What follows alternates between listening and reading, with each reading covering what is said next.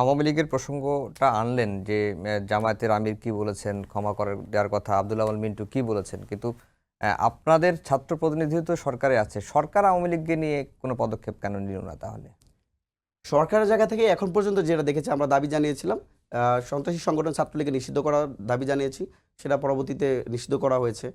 আওয়ামী লীগের জায়গায় যে বিচার প্রক্রিয়া যেখানে এখানে আমরা দীর্ঘসূত্রতা দেখতে পেয়েছি। একটা বিষয় দেখেন, আন্তর্জাতিক অবৈধ ট্রাইব্যুনাল গঠন করা হয়েছে, যারা একটা অভ্যুত্থানে এত 2000 আমরা যেটা এখনও জানতে পেরেছি বিভিন্ন মাধ্যমেই তথ্য, সরকারিভাবে এখন পর্যন্ত 882 জনের শহীদের লিস্ট আসছে, কিন্তু এই যে এতগুলো মানুষকে হত্যা করছে যারা, তাদের জন্য একটা অপরাধ ট্রাইব্যুনাল দিয়ে হয়ে যাবে?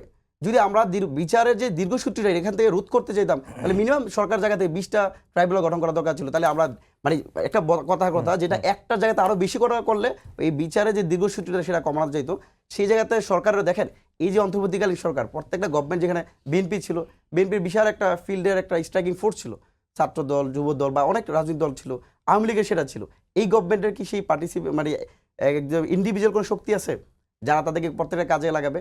আমরা প্রথম দিক থেকে অনেক বেশি প্রত্যেক রাজনৈতিক দলের একটা ঐক্যমত দেখতে পেয়েছি, তাদের সহযোগিতা দেখতে পেয়েছি, বাট যখন দিন যত যাচ্ছে সেই জায়গাতে সহযোগিতার হাতটা মনে কমে যাচ্ছে, যার কারণে গভর্নমেন্ট চাইলেও অনেক জায়গায় হচ্ছে না, আবার গভর্নমেন্টের অনেক জায়গায় অসাধ্য আছে এবং গভর্নমেন্ট অনেক জায়গায় দুর্বলতা পরিলক্ষিত হচ্ছে, যার কারণে বিচারগুলো ওইভাবে হচ্ছে না, আমাদের চাহিদা অনুযায়ী হচ্ছে না।